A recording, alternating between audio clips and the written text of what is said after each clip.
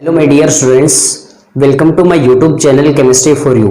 जैसा कि last lecture तक हम लोगों ने रेट ऑफ रिएक्शन लिखी थी रेट लॉ के अकॉर्डिंग और लॉ ऑफ मास एक्शन के अकॉर्डिंग। इससे पहले हमने डिफरेंशियल रेट इक्वेशन को भी जाना था। अगर आप लोगों ने पीछे के केमिकल काइनेटिक्स के पीछे के तीनों लेक्चर नहीं देखे हैं तो मैं डिस्क्रिप्शन के अंदर लिंक मेंशन कर रहा हूं, आप वहां से जाके तीनों लेक्चर देख सकते हैं। केमिकल काइनेटिक्स का आज हम एक और इंपॉर्टेंट पार्ट पढ़ने जा रहे हैं जिसे हम मॉलिक्यूलरिटी और ऑर्डर ऑफ द रिएक्शन कहेंगे। लास्ट लेक्चर के अंदर मैंने इन दोनों चीजों के बारे में जिक्र जरूर किया था कि ऑर्डर ऑफ द रिएक्शन क्या होता है। मैंने लिखा भी था एक केमिकल रिएक्शन के अकॉर्डिंग कि आप एक पर्टिकुलर रिएक्टेंट के अकॉर्डिंग ऑर्डर ये लिखते हो, दूसरे रिएक्टेंट के अकॉर्डिंग आप ऑर्डर ये लिखते हो। ओवरऑल अगर ऑर्डर की आप बात करते हो तो सम होता है, जोड़ दिया जाता है पावर्स को। रेट लॉ के अंदर जो कॉन्सेंट्रेशन पावर्स हैं उनको जोड़कर क्या निकाला जाता है, order of a chemical reaction निकाला जाता है। सेम आज हम डिस्कस करने वाले हैं मॉलिक्यूलरिटी ऑफ ए रिएक्शन। आप हेडिंग डाल के लिखेंगे molecularity of a reaction, molecularity of a reaction. आप हेडिंग डाल के लिखेंगे molecularity of a reaction.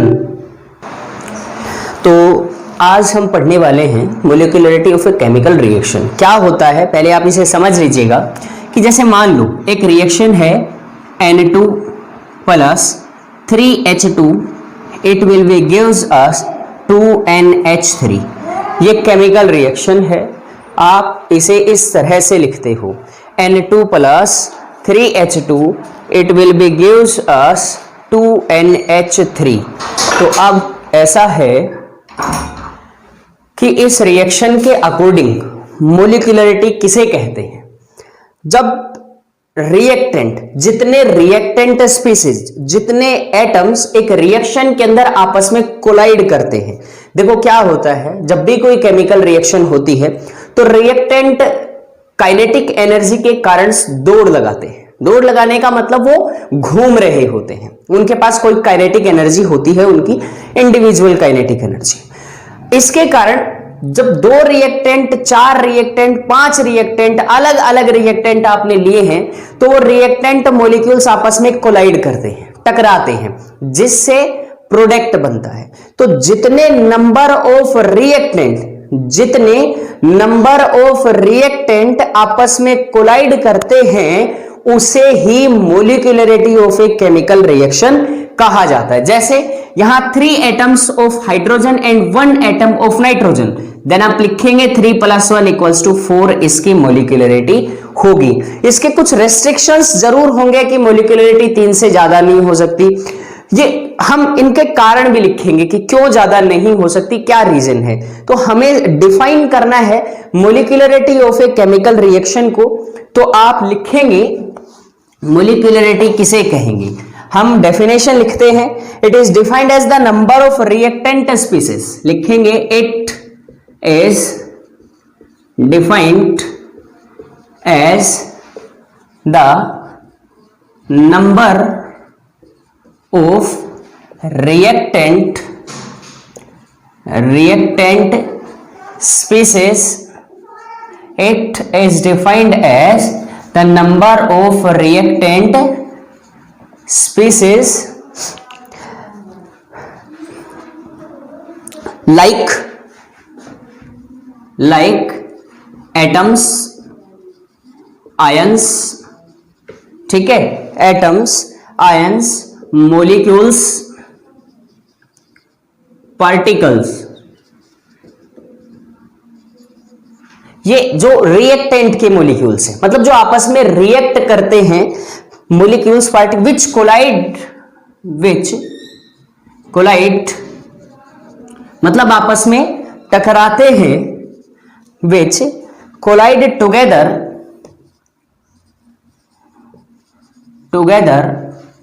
to form products। ठीक है, जब आपस में टकराते हैं रिएक्टेंट। मैंने अभी कहा कि आप दो या दो से ज्यादा अलग अलग तरह के रिएक्टेंट लेते हो एक रिएक्शन करवाने के लिए, तो जब तक कोलिजन नहीं होगा, जब तक टकराव नहीं होगा रिएक्टेंट के बीच में, तब तक प्रोडक्ट नहीं बनेगा। और जैसे ही कोलिजन स्टार्ट होते हैं, कोलिजन स्टार्ट होने पर रिएक्टेंट कन्वर्ट होना शुरू कर देते हैं प्रोडक्ट के अंदर। इसका मतलब कि रिएक्शन में प्रोडक्ट बनने के लिए कोलिजन जरूरी है। रिएक्शन में प्रोडक्ट बनने के लिए कोलिजन जरूरी है, तो हम यहां लिखेंगे to form product and it is called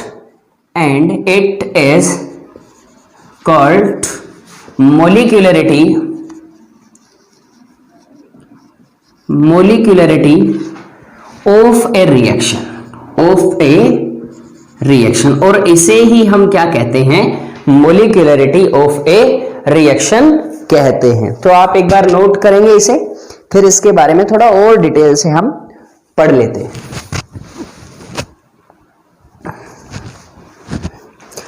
तो मोलिकुलरिटी ऑफ ए रिएक्शन के कुछ रेस्ट्रिक्शंस भी हैं, तो आप लिखेंगे रेस्ट्रिक्शंस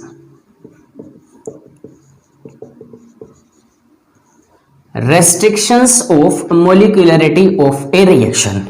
इसके कुछ ऐसी चीजें जहां मोलिकुलरिटी फैक्टर करती है, जहां मोलिकुलरिटी का इन्फ्लुएंस होता है, जहां मोलिकुलरिटी कहां अप्लाई होगा कॉन्सेप्ट, कहां नहीं, किस तरह से आप मोलिकुलरिटी ऑफ ए रिएक्शन को कैलकुलेट करते हो। जनरली आप प्लस करो मोलिकुलरिटी, मतलब रिएक्टेंट स्पीसीज को जोड़ो और मोलिकुलरिटी ऑफ ए रिएक्शन आ जाती है। तो आप क्या लिखेंगे, पहली रेस्ट्रिक्शन,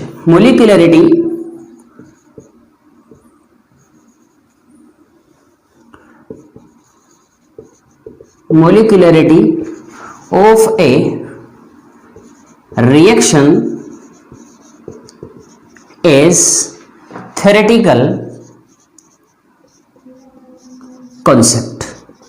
इसमें आपको कोई भी जो एक्सपेरिमेंटल डेटा की जरूरत नहीं पड़ेगी, डायरेक्ट थ्योरेटिकल पोर्शन है, आप आसानी से इसे कैलकुलेट कर सकते हो। नेक्स्ट जो है, यहां ये सबसे इंपॉर्टेंट पॉइंट है, मोलिकुलरिटी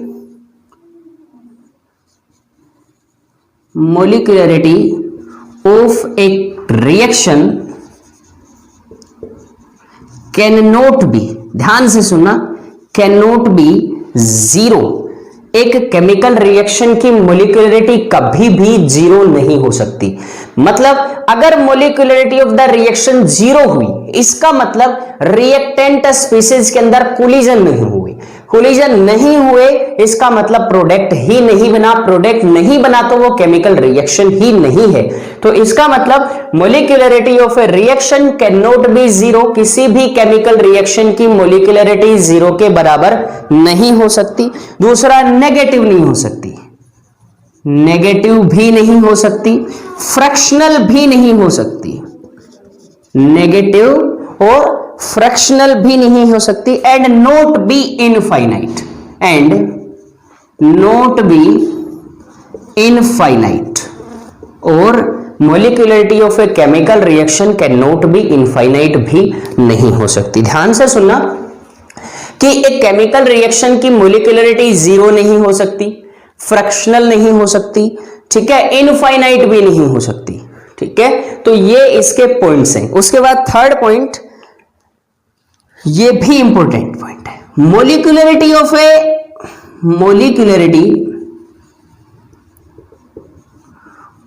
ए एलिमेंट्री रिएक्शन। ध्यान से सुनना, एलिमेंट्री रिएक्शन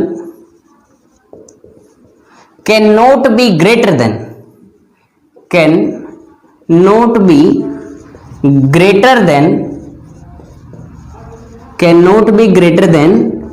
3।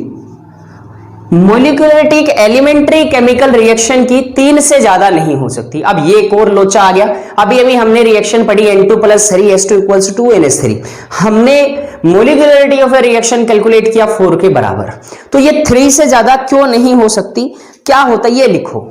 यहां एक प्रोबेबिलिटी होती है कि 3 से ज्यादा मॉलिक्यूल्स, ध्यान से सुनना, कि 3 से ज्यादा मॉलिक्यूल्स टकराने की, मतलब कोलाइड करने की प्रोबेबिलिटी कम हो जाती है। कोलाइड करने की प्रोबेबिलिटी कम हो जाती है, 3 से ज्यादा मॉलिक्यूल आपस में टकराते नहीं है। जब मॉलिक्यूल्स आपस में टकराते नहीं है तो मॉलिक्यूलरिटी कहां से आएगी? तो आप लिखेंगे इसी के अंदर the probability of, because the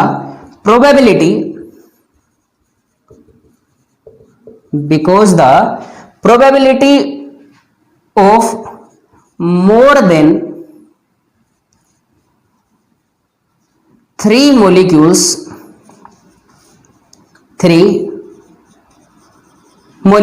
more than 3 molecules to collide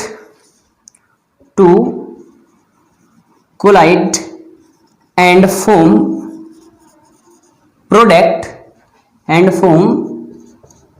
product is very less।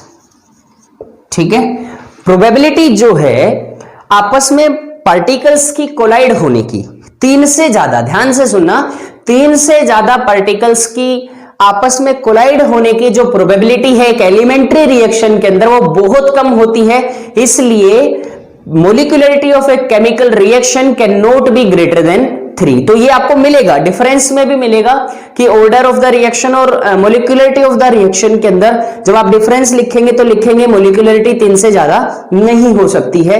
कारण आपको लिख दिया है मैंने, इसे कॉपी कर लें एक बार, फिर हम मोलिकुलरिटी ऑफ ए रिएक्शन के ऊपर कुछ कैलकुलेशंस है वो हम कर लेते हैं।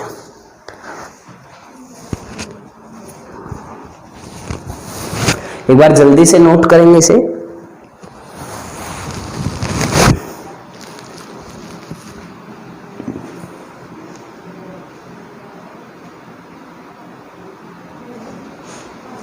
नोट कर लिया होगा आप लोगों ने।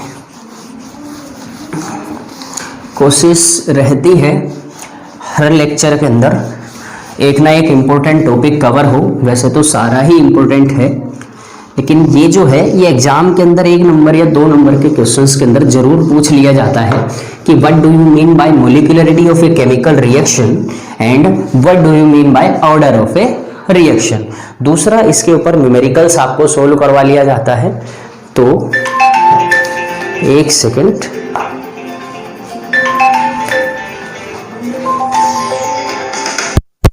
जैसा कि हमने जाना कि भाई जो केमिकल रिएक्शन है, एलिमेंट्री केमिकल रिएक्शन, उसकी जो मोलिकुलरिटी है वो 3 से ज़्यादा नहीं हो सकती। इसका मतलब एग्जाम्पल के लिए हमने लिखा अभी N2 plus 3H2 it will be gives us 2NH3। तो हम लिखेंगे molecularity of a chemical reaction equals to 3 + 1 = 4। तो हम यहाँ लिखेंगे it is not an elementary reaction। It is not an elementary reaction। तो नोट कर लीजिएगा कि ये एक एलिमेंट्री रिएक्शन नहीं है। एलिमेंट्री रिएक्शन की जो मोलिकुलरिटी है वो 3 से ज़्यादा नहीं हो सकती। ठीक है, तो फिर हम कॉम्प्लेक्स रिएक्शन की मोलिकुलरिटी कैसे कैलकुलेट करेंगे? तो एक बार कॉपी करेंगे, फिर हम आगे डिस्कस करते हैं molecularity of A complex reaction. देखो, मैं पहले ही आप लोगों को बता दूं कि जो मोलिकुलरिटी है कॉम्प्लेक्स रिएक्शन की, कॉम्प्लेक्स रिएक्शन या मैं ये कहूं कि ओवरऑल रिएक्शन की कोई भी मोलिकुलरिटी नहीं होती है। तो क्या होता है, ओवरऑल रिएक्शन की मोलिकुलरिटी ना होके हर एक इंडिविजुअल स्टेप की मोलिकुलरिटी होती है। जैसे, तो आप लिखेंगे मोलिकुलरिटी ऑफ ए कॉम्प्लेक्स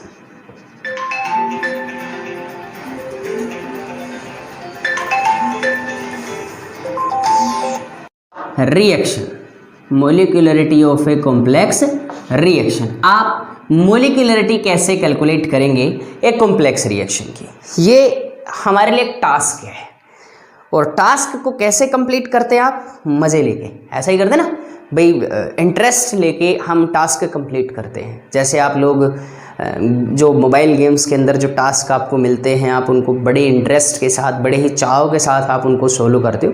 इसी तरह से हम मोलिकुलरिटी ऑफ अ रिएक्शन को एज ए टास्क हम सोल्व करेंगे। कैसे सोल्व करते हो ये चीज़ डिपेंड करती है आप पे और हम पे, कि हम उसे इंटरेस्ट पे लेते हैं या एक तरह से ज़्यादा फालतू का काम है, हमें करना ही नहीं है। ये चीज़ें हमें नहीं लेनी चाहिए। हम स्टडी जो है हमारे लाइफ का एक बहुत ही इंपॉर्टेंट पार्ट है, हमें पढ़ना भी चाहिए।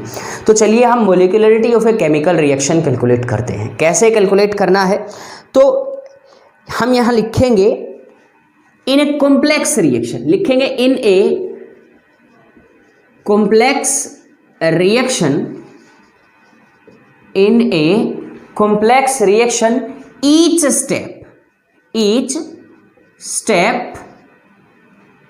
is each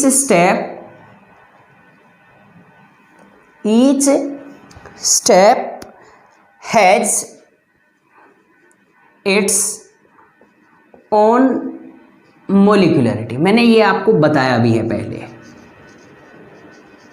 कि भाई एक कॉम्प्लेक्स रिएक्शन के अंदर, एक कॉम्प्लेक्स रिएक्शन में हर एक स्टेप अपनी खुद की मोलिकुलरिटी रखता है। जैसे एग्जाम्पल के लिए, अब एक एग्जाम्पल लिख दे हम, मैं लिख के देता हूँ, आपको सोल्व करना है।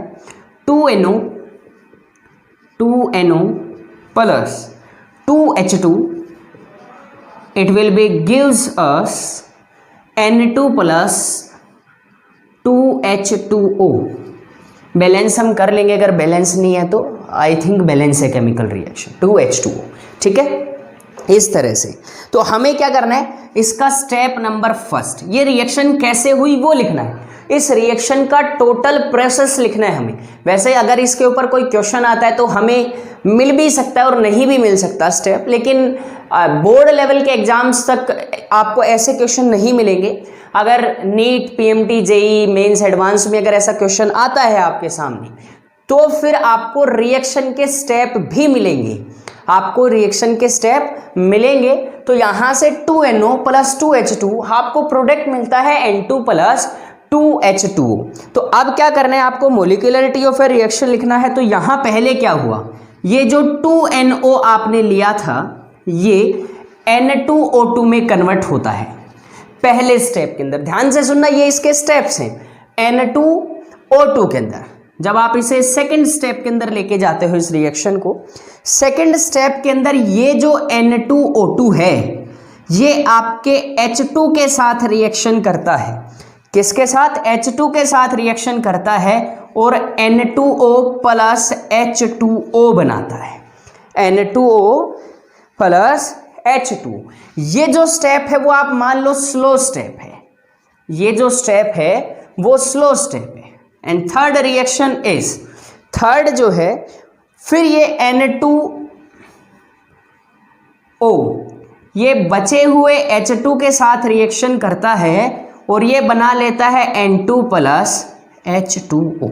ठीक है, तो यहाँ ये जो केमिकल रिएक्शन है वो इस तरह से होती है। अब देखो क्या देखते हैं हम, हमें क्या निकालना, molecularity of a chemical reaction. क्या होती है मोलिकुलरिटी? आपस में जब कोलिजन होता है रिएक्टेंट स्पीसीज का तो वो मोलिकुलरिटी ऑफ ए रिएक्शन होती है। मैंने ये कहा कि कॉम्प्लेक्स केमिकल रिएक्शन के अंदर सिर्फ जो एक स्टेप होगा, हर एक स्टेप उसकी अपनी अलग मोलिकुलरिटी ऑफ ए रिएक्शन होगी। तो देखो यहां रिएक्टेंट स्पीसीज 2 हैं, इसका मतलब इसकी मोलिकुलरिटी किसके बराबर? 2 के बराबर। ध्यान से नोट करना, यहां की बात करते हैं एक ये मोलिकुलरिटी किसके बराबर? 2 के बराबर। यहां पे नोट करना एक ये मोलिकुलरिटी किसके बराबर? 2 के बराबर। मतलब कि molecularity of step number, molecularity first step, second step और थर्ड स्टेप, यहाँ इसकी भी मोलिकुलरिटी 2 है, इसकी भी 2 है और इसकी भी 2 है। तीनों स्टेप्स के अंदर molecularity of a chemical reaction 2 है। लेकिन अब आप ये नहीं लिख सकते बिल्कुल भी कि 2 + 2 + 2 = 6 is the molecularity overall molecularity of this reaction. आप ऐसा बिल्कुल भूल कर भी मत करना कि आप क्या करो, सभी स्टेप्स की मोलिकुलरिटी को ऐड कर दो, नहीं। तो मैं यहां लिख देता हूं बड़े बड़े अक्षरों में, आप भी लिख लें, there is no mean, there is no mean, there is no mean of overall molecularity, overall molecularity of a complex reaction। Complex reaction की मोलिकुलरिटी, हर एक स्टेप की अलग मोलिकुलरिटी होती है। इसका मतलब ये नहीं है कि ओवरऑल मोलिकुलरिटी भी होती होगी। हाँ, अब आप लिख सकते हो molecularity can not be greater than 3। Molecularity 3 से ज़्यादा नहीं हो सकती। नोट करें, फिर हम आगे पढ़ते हैं order of a chemical reaction. एक बार नोट करेंगे जल्दी से।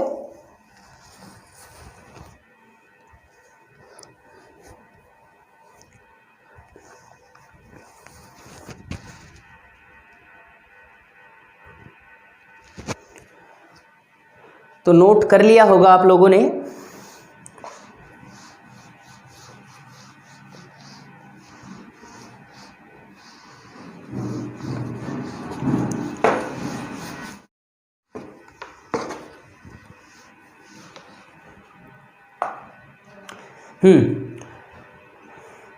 तो आप लोगों ने नोट कर लिया होगा। अब हम आगे पढ़ते हैं order of a reaction. Heading डाल के लिखेंगे ऑर्डर ऑफ ए रिएक्शन। हमें पढ़ना है order of a reaction. Order क्या होता है केमिकल रिएक्शन का? मैंने आपको बताया भी था कि ऑर्डर, आप जैसे हमने रेट लिखा, rate according to rate law, rate is directly proportional to concentration of A raise to power X और concentration of B raise to power Y. Order मैंने लिखवाया, order with respect to A is X, order with respect to Y, sorry B is Y.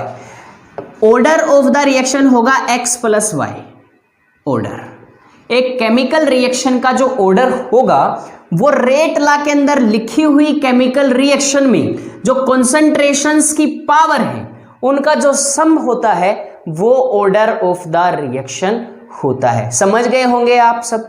बिल्कुल समझ गए होंगे। अगर नहीं भी आया तो मैं एक बार फिर से रिपीट करता हूं कि आपने किसी केमिकल रिएक्शन की रेट लिखी, रेट लॉ के अकॉर्डिंग आपने रेट लिखी, तो स्टोइकियोमेट्रिक कोफिशिएंट्स को, अगर एलिमेंट्री रिएक्शन है तो स्टोइकियोमेट्रिक कोफिशिएंट को आप पावर में लिख देते हैं कॉन्सेंट्रेशन के में।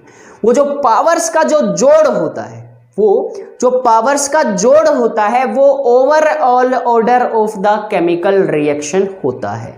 ठीक है, तो हम इसे डिफाइन करेंगे कि it can be defined as the sum of it can be defined as the sum of all the powers, sum of all the powers raised to concentration। नहीं, एक बार हम थोड़ा सा इसे टेक्निकल डेफिनेशन की ओर लेके जाते हैं। आप भी एक बार इसे लिखेंगे, it can be defined as, it can be defined as, it can be defined as the sum of, it can be defined as the the sum of powers of all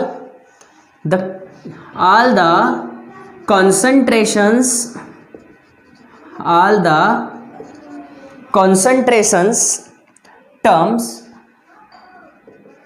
concentration terms involved in the rate law, involved in the rate law। ये सम है, ये जोड़ है, किनका? Powers का, किसकी power का, concentrations की पावर का, जो रेट लॉ के अंदर इंक्लूड हुए हैं, जो रेट लॉ के अंदर इंक्लूड हुए हैं, उन सभी की कॉन्सेंट्रेशन पावर्स का क्या है, जोड़ है। उसे आप क्या कहते हो, ऑर्डर ऑफ द रिएक्शन कहते हो। आज मैं आप लोगों को एक चीज़ और बता देता हूँ, क्षमा चाहूँगा कि आज बहुत ज़्यादा डिस्टर्बेंस हो रहा है। उस डिस्टर्बेंस के बीच थोड़ा कंसंट्रेशन करना थोड़ा सा मुश्किल हो रहा है, लेकिन नामुमकिन नहीं है। कंसंट्रेशन करने की कोशिश करता हूँ तभी कोई ना कोई आवाज़ जो है आस पड़ोस से या इधर से भी आ जाती है। अब किसी को हम मना नहीं कर सकते, सबसे बड़ी बात है, मना करेंगे तो पंगे हो सकते हैं। तो कोशिश करें थोड़ा समझने की। मुझे खुद आज ऐसा लग रहा है कि भाई आज थोड़ा ऐसे कॉन्फिडेंस बन नहीं रहा है डिस्टर्बेंस की वजह से, लेकिन फिर भी आप कोशिश कीजिए समझने की। अगर नहीं भी समझ में आता तो हम एक और नया वीडियो लेक्चर बना के पोस्ट कर देंगे। तो यहाँ order of a chemical reaction क्या होता है कि मैंने कहा जो पावर्स होती हैं, रेट लॉ के अंदर जो कॉन्सेंट्रेशंस के ऊपर जो पावर होती है, उन सभी का जोड़ ऑर्डर ऑफ द रिएक्शन होता है। जैसे लिखा है एग्जाम्पल के लिए 2A plus 3B, 2A plus 3B equals to 4C, और ये है एक एलिमेंट्री रिएक्शन। ये कह दिया गया आपको पहले ही, ये क्या है, एक एलिमेंट्री रिएक्शन है। रेट लिख सकते हो ना एलिमेंट्री रिएक्शन के लिए, rate equals to K into concentration of A raise to power 2, ये तो लॉ ऑफ मास एक्शन भी कहता है और रेट लॉ भी कहता है, into concentration of B raise to power 3। आ गया, ये तो रेट ऑफ द रिएक्शन है। अब ऑर्डर हम लिखेंगे, order with respect to, with respect to A, कितना, 2, क्योंकि इसकी पावर 2 है। फिर order with respect to B, इसकी कितना, 3, क्योंकि इसकी पावर 3 है। अब लिखेंगे overall order, overall order, overall order क्या लिखोगे, 2 प्लस 3 इक्वल्स टू किसके बराबर, 5 के बराबर। ये overall order of a chemical reaction होता है। तो आप इसे एक बार कॉपी करें। फिर इसके कुछ रेस्ट्रिक्शंस हैं, ऑर्डर के भी रेस्ट्रिक्शंस हैं, वो हम पढ़ लेते हैं।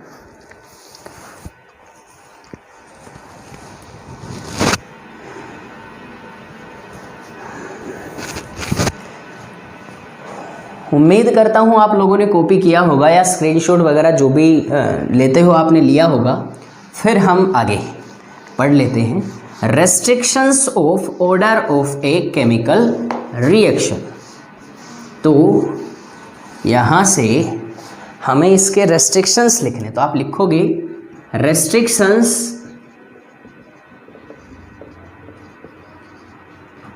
ऑफ ऑर्डर, ठीक है, रेस्ट्रिक्शंस ऑफ ऑर्डर आप लिख सकते हो, ऑर्डर ऑफ ए रिएक्शन।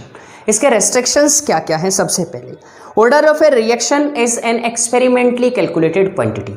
आप ऑर्डर को जोड़ कर नहीं लिख सकते। अभी अभी हमने जोड़ा, वो हमें कहा गया कि ये एलिमेंट्री रिएक्शन है। अगर पावर के अंदर x और y होता तो आप x और y की वैल्यूज को एक्सपेरिमेंटल डेटा के हिसाब से कैलकुलेट करते। ऐसे ही नहीं आप x plus y equals to जो भी आपका जोड़ आया वो आप लिख दोगे, नहीं।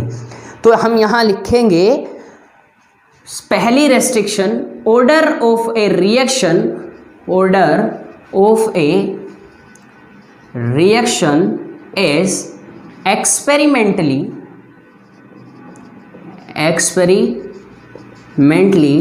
determined quantity. ऑर्डर जो है उसे आप एक्सपेरिमेंटल डेटा के बेस के ऊपर कैलकुलेट करते हो, सीधा आप जोड़ नहीं कर देते हो। पहले आप x की वैल्यू निकालेंगे, फिर y की वैल्यू निकालेंगे, फिर उनको जोड़ेंगे, तब आपके पास ऑर्डर ऑफ द रिएक्शन आता है। इसी तरह से हम यहां लिखेंगे second, for an elementary reaction, for an elementary reaction order is always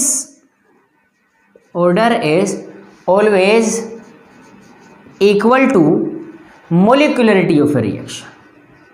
molecularity, मैं सिर्फ इतना ही लिखता हूं, molecularity.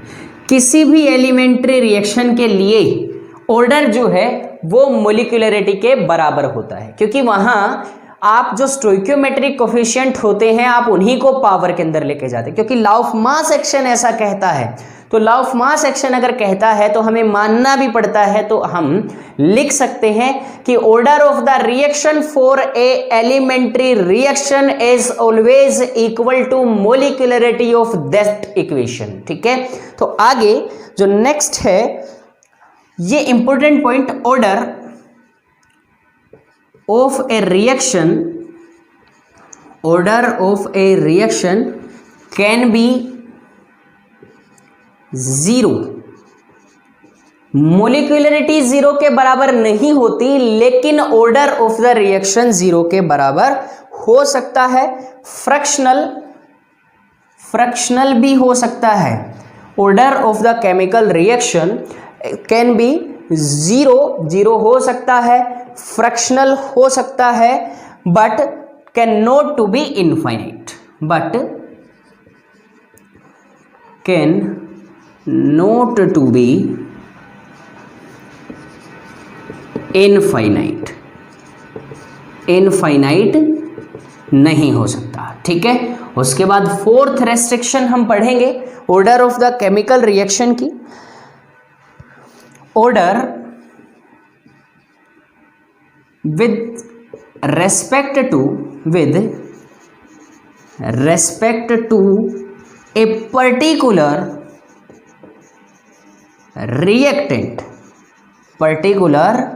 reactant can be negative. एक पर्टिकुलर रिएक्टेंट के रेस्पेक्ट में ऑर्डर नेगेटिव हो सकता है, लेकिन but overall order of a reaction can not be negative.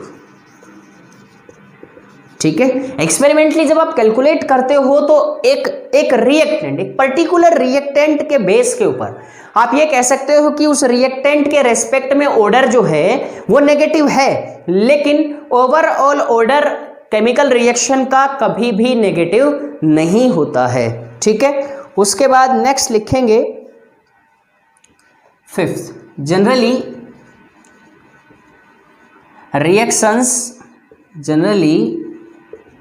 reactions having order greater than 3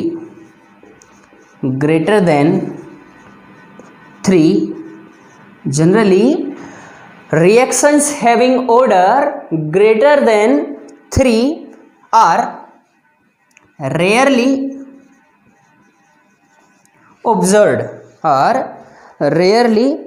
observed.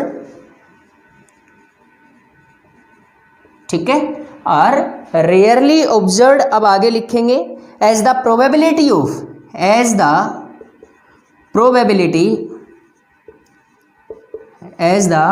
Probability of colliding more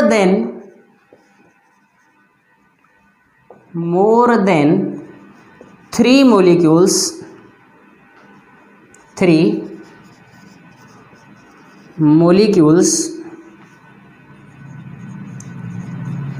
more than 3 molecules to form product is very less. ठीक है, हाँ ऐसा है कि ऑर्डर 3 से ज़्यादा हो सकता है, लेकिन ऑर्डर 3 से ज़्यादा हो तो सकता है, लेकिन ऐसा होना 3 से ज़्यादा मोलिकुलरिटी रिएक्शन की होना इम्पॉसिबल होता है. प्रोबेबिलिटी बहुत कम होती है, इसलिए ओवरऑल ऑर्डर जो है, जो केमिकल रिएक्शन का, 3 से ज़्यादा हो सकता है, लेकिन ऐसे रिएक्शन बहुत कम पाई जाती है। कॉपी करेंगे।